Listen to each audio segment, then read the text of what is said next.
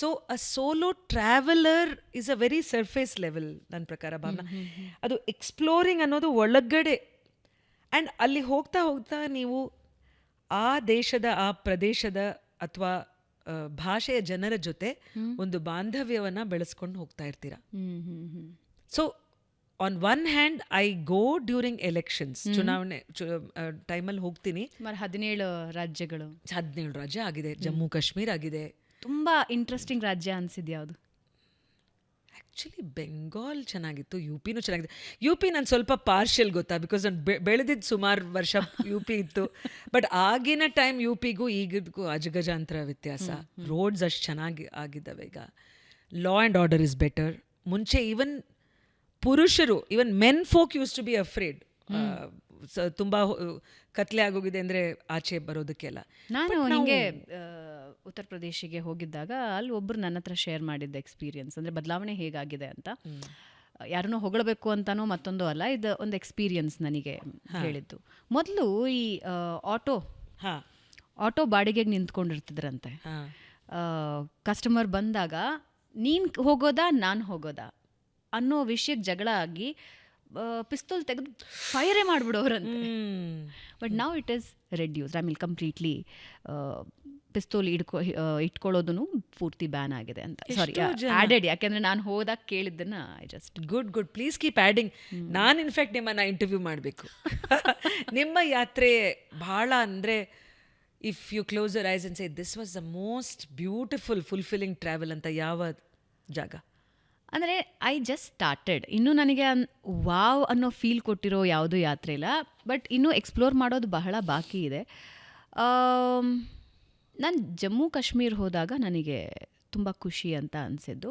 Because ನಾವು ಯಾವಾಗಲೂ media ಹೌಸಲ್ಲೇ ಇರೋದರಿಂದ ಅಲ್ಲಿ ಏನೇನು ಆಗ್ತಿತ್ತು, ಎಷ್ಟು ಕಾಂಪ್ಲಿಕೇಟೆಡ್ ಇತ್ತು ಸಿಚುವೇಶನ್ಸ್ ಅನ್ನೋದನ್ನು ನೋಡಿದ್ವಿ, ಕೇಳಿದ್ವಿ.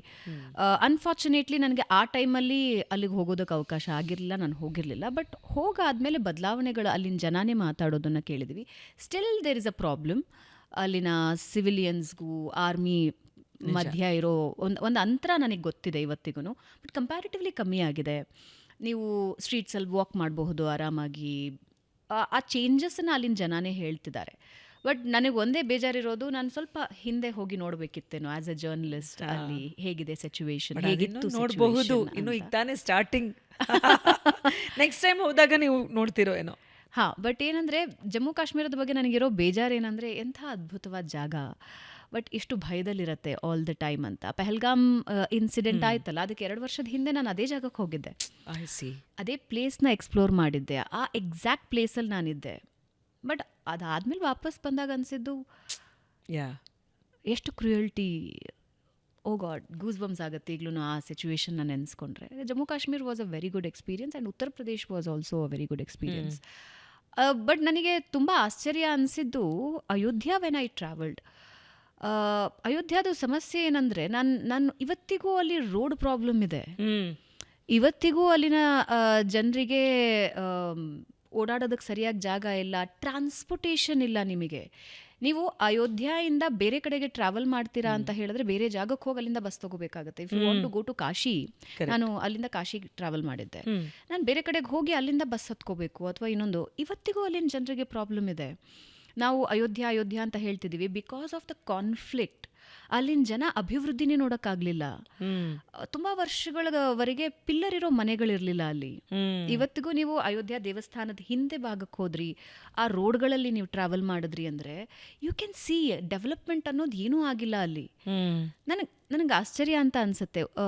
ಇಡೀ ಉತ್ತರ ಭಾರತದ ಜಾಗ ಹೇಳೋದಾದರೆ, ಅಷ್ಟು ದೊಡ್ಡ ರೂಲಿಂಗ್ ಆಗಿದ್ದ ಜಾಗ, ಬ್ರಿಟಿಷರ್ಸ್ ಇದ್ದಿದ್ದ ಜಾಗ. ಆ್ಯಂಡ್ ನೀವು ಬಿಹಾರ, ನಾನು ಅನ್ಫಾರ್ಚುನೇಟ್ಲಿ ನಾನು ಬಿಹಾರಕ್ಕೆ ಹೋಗೋದಕ್ಕಾಗಲಿಲ್ಲ, ಬಟ್ ಒಂದಿನ ಹೋಗಬೇಕು. ಬಿಹಾರದ ಬಗ್ಗೆ ನನಗೆ ಅನಿಸೋದು, ಎಂತೆಂಥ ರಾಜರ ಆಳಿದ್ದ ಜಾಗ, ಚಾಣಕ್ಯ ಸೇರಿದ ಹಾಗೆ ಎಂತೆಂಥ ಬೃಹಸ್ಪತಿಗಳನ್ನು ನೋಡಿದ್ದ ರಾಜ್ಯ. ಇವತ್ತಿಗೂ ಅದು ಎಷ್ಟು ಹಿಂದುಳಿದಿದೆ. ಹೌದು, ಇವತ್ತಿಗೂ ಅಲ್ಲಿನ ಬಿಹಾರೀಸ್ ಬೇರೆ ಬೇರೆ ರಾಜ್ಯಗಳಲ್ಲಿ ಅಲೆಮಾರಿಗಳಾಗ್ತಿದ್ದಾರೆ. ಇವತ್ತು ಕರ್ನಾಟಕ, ನಾಳೆ ತಮಿಳುನಾಡು, ಮತ್ತೊಂದು ಕಡೆ ಉತ್ತರ ಪ್ರದೇಶ ಕಡೆ ಜಾಸ್ತಿ ಬರ್ತಾ ಇದ್ದಾರೆ ಇವಾಗ. ಈ ರಾಜ್ಯಗಳು ನೋಡಿದಾಗ ಅನಿಸುತ್ತೆ ಅಭಿವೃದ್ಧಿ ಅನ್ನೋದು ಎಷ್ಟು ಮರೀಚಿಕೆ ಆಗಿತ್ತು. ಇವತ್ತು ಸ್ವಲ್ಪ ಚೇಂಜಸ್ ಆಗಿದೆ, ಇಲ್ಲ ಅಂತ ನಾನು ಹೇಳ್ತಾ ಇಲ್ಲ. ಬಟ್ ಇನ್ನೂ ದೊಡ್ಡ ಮಟ್ಟಕ್ಕೆ ಚೇಂಜ್ ನೋಡಬೇಕು ಅಂದರೆ ಇನ್ನೂ ಎಷ್ಟು ವರ್ಷಗಳು ಬೇಕು ಅನಿಸುತ್ತೆ. 75 ಇಯರ್ಸ್ 77 ಇಯರ್ಸ್ ಯಾ ನಮಗೆ ಸ್ವಾತಂತ್ರ್ಯ ಬಂದು. ಬಟ್ ಇವತ್ತಿನ ಅಲ್ಲಿನ ಜನರಿಗೆ ಇವತ್ತಿಗೂ ಶಿಕ್ಷಣ ಅನ್ನೋದು ಒಂದು ದೊಡ್ಡ ಸಮಸ್ಯೆ, ಗುಡ್ ರೋಡ್ ಅನ್ನೋದು ಒಂದು ಸಮಸ್ಯೆ, ಸ್ಯಾನಿಟರಿ ರೋಡ್ ಇದು ವ್ಯವಸ್ಥೆ ಅನ್ನೋದು ಇವತ್ತಿಗೂ ಒಂದು ಕನಸು. I feel bad for them. Yeah ಹೆಣ್ಮಕ್ಕಳು ಶಿಕ್ಷಣ, ಹೆಣ್ಮಕ್ಳ ಶಿಕ್ಷಣ ಸಮಸ್ಯೆ ನಂಗೆ ಇವತ್ತಿಗೂ ಅನ್ಸುತ್ತೆ. ಬೆಂಗಳೂರಲ್ಲಿದ್ದೆ ನಾನು ಮೈಸೂರಲ್ಲಿದ್ದವಳು, ಕರ್ನಾಟಕ ಸುತ್ತಿದ್ದೀನಿ ನಾನು, ಕರ್ನಾಟಕದ ವ್ಯವಸ್ಥೆ ನನಗೆ ಚೆನ್ನಾಗಿ ಗೊತ್ತಿದೆ. ಬಟ್ ನಾನು ನಾರ್ತ್ ಇಂಡಿಯಾ ಕಡೆ ಹೋದಾಗ ವೆರಿ ಡಿಪ್ರೆಸಿವ್ ಅನ್ಸುತ್ತೆ ಇವತ್ತಿನ ಸಿಚುವೇಶನಿಗೂ. ಆ್ಯಂಡ್ ಡೆಲ್ಲಿ ವಿಷಯದಲ್ಲಿ ನನಗೆ ಆಶ್ಚರ್ಯ ಆಗೋದು, ರಾಷ್ಟ್ರದ ರಾಜಧಾನಿ 8 ಗಂಟೆಗೆ ಹೆಣ್ಮಕ್ಳು ಆಚೆ ಹೋಗಂಗಿಲ್ಲ, 6 ಗಂಟೆಗೆ ಆಚೆ ಹೋಗಂಗಿಲ್ಲ. I never experienced it. But ನಾನು ಡೆಲ್ಲಿ ಟ್ರಾವೆಲ್ ಮಾಡ್ತಿದ್ದೀನಿ ಅಂದಾಗ ನನ್ನ ಫ್ರೆಂಡ್ ಒಬ್ಬರು ಹೇಳಿದ್ರು, ಜಸ್ಟ್ ಬಿ ಸೇಫ್, ಡ್ರೈವರ್ನ ಮಾತಾಡ್ಕೋ ಕರೆಕ್ಟಾಗಿ, have a contact with driver, ಒಬ್ಬಳೇ ಓಡಾಡಬೇಡ. ಅದು ಎಷ್ಟು 6-7 ಗಂಟೆಗೆ. ಅದೇ ನನಗೆ ಭಯ ಅಂದರೆ ನಮ್ಮ ದೇಶದಲ್ಲಿ ಹಿಂಗೆ ಭಯ ಪಡಬೇಕಾ ಅಂತ ಡೆಲ್ಲಿ ವಿಷಯದಲ್ಲಿ ಅನಿಸುತ್ತೆ. ಸೊ ಒಂದು 2-3 ರಾಜ್ಯಗಳ ಬಗ್ಗೆ ನನಗೆ ಐ ಡೋಂಟ್ ನೋ ಯಾಕೆ ಹಾಗಾಗಿದೆ ಅಂತ ಅನಿಸುತ್ತೆ. ಡೆಫಿನೆಟ್ಲಿ ಪೊಲಿಟಿಕಲ್ ವಿಲ್ ಪವರ್ ಇಲ್ಲದೆ ಇರೋದೇ ಇದೆಲ್ಲದಕ್ಕೂ ರೀಸನ್. ಇನ್ನೊಂದು ಅತಿಯಾದ ಪಾಲಿಟಿಕ್ಸ್ನಿಂದಾನೂ ಆ ರಾಜ್ಯಗಳು ಯಾವುದೂ ಉದ್ಧಾರ ಆಗಿಲ್ಲ ಅಂತ ಅನಿಸುತ್ತೆ. This is what I feel. Yeah yeah I think ನಾನು ಎಲ್ಲಿಂದನೇ ಎಲ್ಲಿಗೋ ಹೋಗ್ಬಿಟ್ಟೆ ಅಂತ ಅನಿಸುತ್ತೆ. ಬಟ್ ನಾನು ಹಿಂಗೆ ಟ್ರಾವೆಲ್ ಮಾಡಿದಾಗ ತಿಳ್ಕೊಂಡಾಗ Karnataka is very very safe. ನನಗೆ ಯಾವಾಗಲೂ ಹಂಗೆ ಅನಿಸುತ್ತೆ ಹೆಣ್ಮಕ್ಳ ವಿಷಯದಲ್ಲಿ, ಕ್ರೈಮ್ಸ್ ವಿಷಯದಲ್ಲಿ. ಇಲ್ಲಿ ಕ್ರೈಮ್ ಇದೆಯಾ ಇಲ್ವಾ? ಇದೆ. ಅಸಾಲ್ಟ್ ಆನ್ ವಿಮೆನ್ ಇಲ್ವಾ? ಇದೆ. ಬಟ್ ಕಂಪೇರ್ ಮಾಡಿದ್ರೆ ಅಟ್ಲೀಸ್ಟ್ ಒಂದು ಆಕ್ಟಿವ್ ಸಿಸ್ಟಮ್ ಇದೆ ಅಂತ ಅನಿಸುತ್ತೆ, ಆಕ್ಟಿವ್ ಜನ ಇದ್ದಾರೆ ಅಂತ ಅನಿಸುತ್ತೆ. ಒಂದು ಸೊಸೈಟಿ ಈಸ್ ವೆರಿ ಅಲರ್ಟ್. ಹಿಂಗಿದ್ದೇನೋ ಒಂದು ಕ್ರೈಮ್ ನಡೀತು, ಹಿಂಗಿದ್ದೇನೋ ಒಂದು ನಡೀತು ಅಂತ ಹೇಳಿದಾಗ ಎಲ್ಲ ಒಟ್ಟಿಗೆ ನಿಂತ್ಕೊಳ್ತಾರೆ, ಹೋರಾಟ ಮಾಡ್ತಾರೆ ಅಂತ. I don't know. ಯಾ ಅಲ್ಲ, ಇನ್ಫ್ರಾಸ್ಟ್ರಕ್ಚರ್ ಭಾಳ ಕಡಿಮೆ, ಅದರ ಫೋಕಸ್. ನೀವು ಈವನ್ ಕಾಶ್ಮೀರದ ಒಂದು ಮಾತು ನೀವು ಹೇಳಿದರೆ, ನನಗೂ ನಾನು ಪುಲ್ವಾಮಾಲಿದ್ದೆ, ಉರಿ, ಬಾರಾಮುಲ್ಲಾ, ಆಲ್ ದೀಸ್ ಪ್ಲೇಸಸ್. ನಾವು ನಮ್ಮ ಹತ್ರ ಟ್ಯಾಕ್ಸಿ ಇದೆ, ಓಡಾಡೋದು ಅದು ಬೇರೆ. ಬಟ್ ಅಲ್ಲಿನ ಅಂದರೆ ಸಿಸ್ಟಮ್ಸ್ಗಳು, ಪಬ್ಲಿಕ್ ಟ್ರಾನ್ಸ್ಪೋರ್ಟ್ ಇರ್ಬೋದು. ಈಗ ಬಿಹಾರ್ ಚುನಾವಣೆ ಟೈಮ್ ಇದ್ದಾಗ ನಾನು ಔರಂಗಾಬಾದ್ ಅನ್ನೋ ಜಾಗದಲ್ಲಿದೆ, ಬೋಧ್ಗಯಾ ಇಂದ 90 ಕಿಲೋಮೀಟ್ರ್ ಇರೋ ಕಡೆ. ಎಷ್ಟು ಜನ ಅಚ್ಚಾ ಬ್ಯಾಂಗ್ಳೂರ್ ಸೇ ಆಯೇ, ಬ್ಯಾಂಗ್ಳೂರ್ ಅಂದ ತಕ್ಷಣ ಅವ್ರಿಗೆ ಓಹೋ ಇದು ಟೆಕ್ನಾಲಜಿ ಒಂದು ಇದು. ಬಿಕಾಸ್ ಅಲ್ಲಿನ ಒಂದು ದೃಶ್ಯ ನನಗೆ ಎಲ್ಲೋ ಇನ್ನೂ ನಾವು 1970-80 ಇದ್ದೀವಿ ಅನ್ನೋ ಒಂದು ದೃಶ್ಯ ಇತ್ತದು ಬಿಹಾರದಲ್ಲಿ. You are right. And therefore we have not focused enough as a society, as a state. ಪವರಲ್ಲಿ ಬಂದ ಯಾವುದೇ ಪಾರ್ಟಿ ಇರಲಿ, ಹೆಣ್ಮಕ್ಕಳ ಎಜುಕೇಷನ್ ಬಗ್ಗೆ ಕಾಳಜಿ ತೊಗೊಂಡೇ ಇಲ್ಲ. ಎಷ್ಟು ಜನ ಅಚ್ಚಾ ಆಪ್ಕಿ ಮೇರಿ ಬೇಟಿ ಬಿ ಜರ್ನಲಿಸಮ್ ಮೇ ಹೇ, ಆಪ್ಕಿ ಥರ ಡೆಲ್ಲಿ, ಬಾಂಬೆ. ಅಂದರೆ ಬಿಹಾರದಲ್ಲಿ ಇದ್ಕೊಂಡು ಬಿಹಾರಲ್ಲಿ ಯಾಕೆ ಓದಿಸೋಕ್ಕಾಗಲ್ಲ? ಯಾವ ಥರ ಪರಿಸ್ಥಿತಿ ಇರಬೇಕಲ್ಲಿ? So this is what I am saying. It doesn't. ನಮ್ಮ ಸೋಲೋ ಯಾತ್ರೆಗೆ ಹೋದಾಗ ನಾವು ಏನು ಅಂದ್ಕೊಂಡ್ಬಿಡ್ತೀವಿ, ಒಂದು ಟೂರಿಸ್ಟಾಗಿ ಹೋದಾಗ ಬರೀ ಎಂಜಾಯ್ ಮಾಡ್ಕೊಂಡು ಬರಬೇಕು. ನಾವು ಒಂದು ಟ್ರಿಪ್ಗೆ ಹೋದರೆ ಗೋವಾಗೆ ಬೀಚಸ್ಸು, ಊಟ, your whatever, if you are the kind to have booze, people enjoy liquor and all that. But solo ಯಾತ್ರೆ ಅನ್ನೋದು it is not just for enjoyment, it is for reflection. ಅದೇ ನಾನು ಹೇಳಿದ್ದು, you become a seeker, you become an explorer. ಅದಕ್ಕೆ ನಾನು I don't have to classify ಇದು good bad ಇದು ಅಂತ ಏನೂ ಇಲ್ಲ. ಒಂದು ಎಕ್ಸ್ಪೀರಿಯನ್ಸ್ ಆಗ್ತಾ ಹೋಗುತ್ತೆ.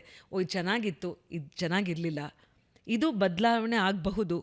So these are the things. Even like I said, ಬುಂದೇಲ್ಖಂಡಲ್ಲಿ I stayed in the house of a sarpanch. ಒಂದು ಎಷ್ಟು ಮಥುರಾ ವೃಂದಾವನಿಂದ ನೈಟ್ ಬಸ್ ಹಿಡಿದು ಅಲ್ಲಿ ಹೋಗಿ ನಾನು, because I wanted to go further. ಬುಂದೇಲ್ಖಂಡಲ್ಲಿ ನಾವು ಚಿಕ್ಕವರಿದ್ದಾಗ ಚಂಬಲ್ ಅಂದರೆ ಡಾಕು, ಡೆಕಾಯ್ಡ್ಸ್. ಇವಾಗ ಏನಾದರೂ ಬದಲಾವಣೆ ಆಗಿದೆ ಅಂತ ನನಗೆ ಕ್ಯೂರಿಯಾಸಿಟಿ ಇತ್ತು. ಅದಕ್ಕೋಸ್ಕರ ಹೋದಾಗ ನಾನು I stayed in the house of a sarpanch. ಅವ್ರ ತಾಯಿ ಬಂದ್ಬಿಟ್ಟು, ಅರೇ ಆಪ್ ಅಕೇಲಿ ಹೇ ಕ್ಯೂ ಹೋಟೆಲ್ ಮೇ ಹೇ ಅಂತ ಅವ್ರು ಹೇಳಿದ್ದೆ ಸಾಕು. ನಾನು ಬ್ಯಾಗೇಜ್ ಅವ್ರ ಮನೇಲೇ ನಾನು ಉಳ್ಕೊಂಡೆ. ಎಷ್ಟು ಚೆನ್ನಾಗಿ ಹಲ್ವಾ ಅಂತೆ ಇದಂತೆ ಅವ್ರ ಕೈಯಾರೆ ಮಾಡಿಕೊಟ್ಟು ಅವ್ರ ಜೊತೆ ಮಾತಾಡ್ತಾ ಲೇಡೀಸನ್ನು, ಈಗಲೂ ಅಷ್ಟೇ ಅವ್ರ ಕೆಳಗಡೆ ಕೂತ್ಕೊಂಡು ಚೂಲ್ಹಾ, ನಿಜವಾಗ್ಲೂ ಏನೋ ಪಿಕ್ಚರಲ್ಲಿ ತೋರಿಸೋ ಹಾಗೆ ಚೂಲ್ಹಾ ಇತ್ತು ಅಲ್ಲಿ.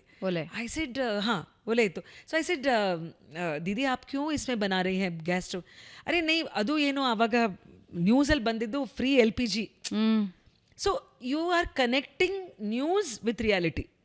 ಸೊ ಅವ್ರು ಇದನ್ನು ಇಲ್ಲ, ಅದು ಫಸ್ಟು ಇದು ನಮ್ಗೆ ಇಷ್ಟು ಬಂದುಬಿಡುತ್ತೆ, ಬಟ್ ಅದಾದಮೇಲೆ ತಿರ್ಗಾ ಅದು ರೇಟ್ ಜಾಸ್ತಿ ಆಗೋಗಿದೆ. ಒಂದು ಸಿಲಿಂಡ್ರಿಗೆ ಆಲ್ಮೋಸ್ಟ್ $1,000 ಅದಕ್ಕೆ ಬ್ರೈಬ್ ಕೂಡ ಕೊಟ್ಟು ನಾವು ತೊಗೊಳ್ತೀವಿ. Now this, if you are staying in a 5-star hotel or whatever, and you just go to nice tourist places and come back, ನಿಮ್ಗೆ ಇದು ಗೊತ್ತಾಗೋಲ್ಲ. ಗೊತ್ತಾಗೋದಿಲ್ಲ. ಯು ವಿಲ್ ಥಿಂಕ್ ಓಹೋ we are in some kind of a la la land. But ಈ ಒಂದು ನಾವು college ಇಟ್ಟು ಅಲ್ಲಿ ಹೋಗಿ ಅಲ್ಲಿ ಮಾತಾಡಿದಾಗ, ಸೊ ಪ್ಲೀಸ್ ಆ ಕಾಂಬಿನೇಷನ್ ಮಾಡಿ. ಅದಕ್ಕೋಸ್ಕರ ಎಲ್ಲ ತ್ಯಾಗ ಮಾಡಿ ನೀವು ಬರೀ ಈ ಥರನೇ ಸೋಲೋ ಟ್ರಿಪ್ ಮಾಡಬೇಕು ಅಂತ ಅಲ್ಲ.